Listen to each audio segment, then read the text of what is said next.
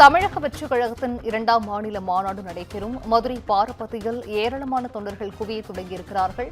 தாவேக மாநாட்டில் விஜயை காணும் முனைப்பில் தடுப்புகளை தாண்டிச் செல்ல ரசிகர்கள் தற்போது துவங்கியிருக்கிறார்கள். மாநாடு நடத்துவதற்கான நேரம் மாற்றப்பட இருப்பதாக முதற்கட்ட தகவலானது தற்போது வெளியாகியிருக்கிறது. மேலும் மதுரை ரிங் ரோடு முதல் பாண்டிக்கோவில் வரை உள்ள சுங்கச்சாவடிகளில் கட்டணமில்லா பயணம் மேற்கொள்ளலாம் என்ற ஒரு முக்கிய அறிவிப்பும் தற்போது வெளியிடப்பட்டுள்ளது. கூடுதல் விவரங்களை செய்தியாளர் சிவகுமார் வழங்கிட கேட்கலாம். சிவகுமார், வணக்கம். தமிழக வெற்றிக் கழகத்தின் 2ஆம் மாநில மாநாடு இன்று நடைபெற இருக்கும் நிலையில் அங்கு ஏராளமான தொண்டர்கள் குவிய தொடங்கி இருக்கிறார்கள். இது குறித்தான முழு விவரங்கள் சிவகுமார். தமிழக வெற்றிக் கழகத்தோட 2வது மாநில மாநாடானது இன்று மதுரை தூத்துக்குடி நெடுஞ்சாலையில் இருக்கிற பாரபத்தி அப்படிங்கிற ஒரு கிராமத்துல நடைபெறுது. கடந்த 2024ஆம் ஆண்டு தமிழக வெற்றிக் கழகத்தோட முதல் மாநாடானது விக்கிரவாண்டி பக்கத்துல இருக்கிற புதூர் சாலை அப்படிங்கிற பகுதியில் நடைபெற்றது.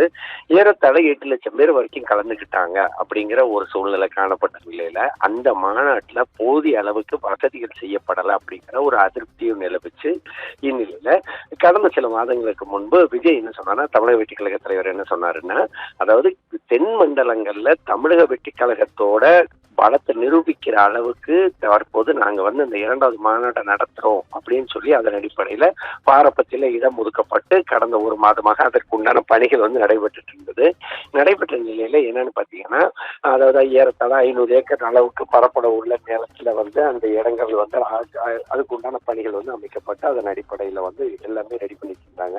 இந்நிலையில இன்னைக்கு அந்த பகுதியில மாநாடானது நடைபெற இருக்குது. மாநாட்டோட முறை மாநாட்டோட முகப்புல அண்ணா யானை சின்னம் பொறிக்கப்பட்டிருக்குது. அதே மாதிரி பாத்தீங்கன்னா அண்ணா, எம்ஜிஆர் உள்ளிட்டோரோட அந்த இது பொறிக்கப்பட்டதோட இல்லாம மேடையில ஊருக்கு ஊர், வீதிக்கு வீதி, வீட்டுக்கு வீடு என்ற வாசகங்கள் பொறிக்கப்பட்டு அதாவது வெற்றி பேரணியில் தமிழ்நாடு அப்படின்னு குறிக்கப்பட்டிருக்குது.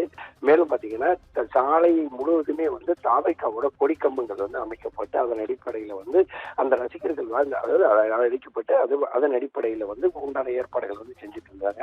இந்நிலையில நேற்று இரவு தொடங்கி தற்போது வரை ரசிகர்கள் சாரை சாரையா வந்துட்டு இருக்கிற ஒரு சூழ்நிலை தான் தற்போது வரை நிலவிட்டு இருக்குது.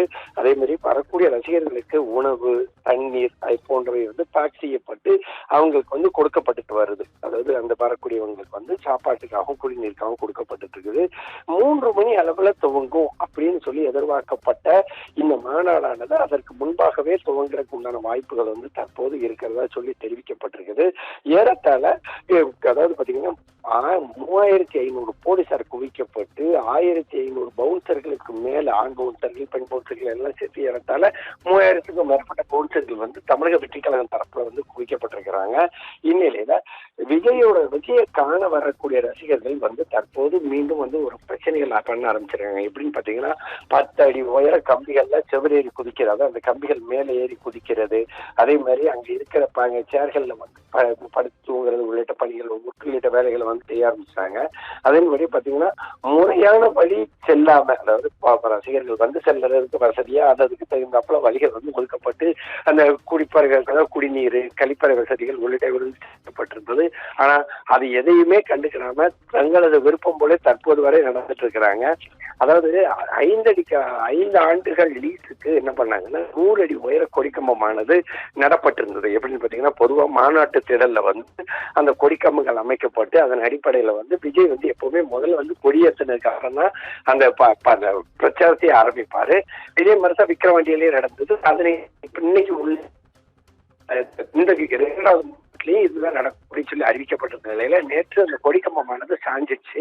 இதனை என்ன பண்ணாங்க, அந்த கொடிக்கம்பத்தை அகற்றப்பட்டு புதிதாக ஒரு 40 உயரம் கொடிக்கம்பம் அமைக்கப்பட்டு அதன் தற்போது இந்த கொடிக்கம்பங்கள் ஏற்பட்டிருக்காங்க.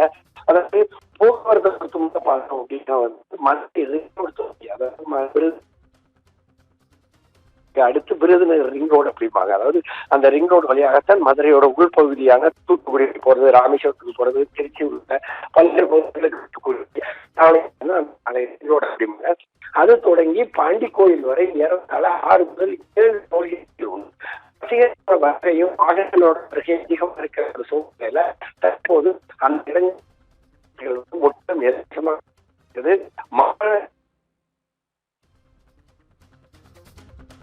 வர ஆரம்பிச்சிருக்காங்க. மற்ற மொழி நடைபெறும் அப்படின்னு அறிவிக்கப்பட்ட நிலையிலையும் கையில கொடிக்கம்பங்களோட அந்த ரசிகர்கள் வந்து நடந்து வர துவங்கினதுனால விபத்துக்குள்ளான வாய்ப்புகள் வந்து அதிக அளவுல இருக்குது. இதனை அடுத்து பாத்தீங்கன்னா போக்குவரத்து வந்து மாற்றம் செய்யப்பட்டிருக்குது.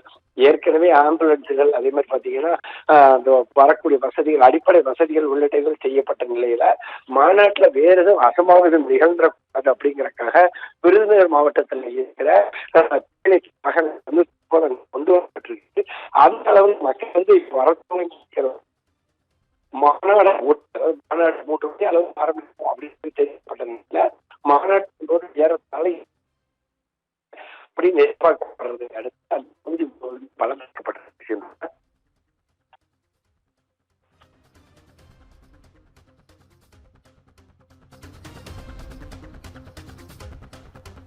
நன்றி சிவகுமார், விவரங்களை வழங்கியமைக்கு நன்றி.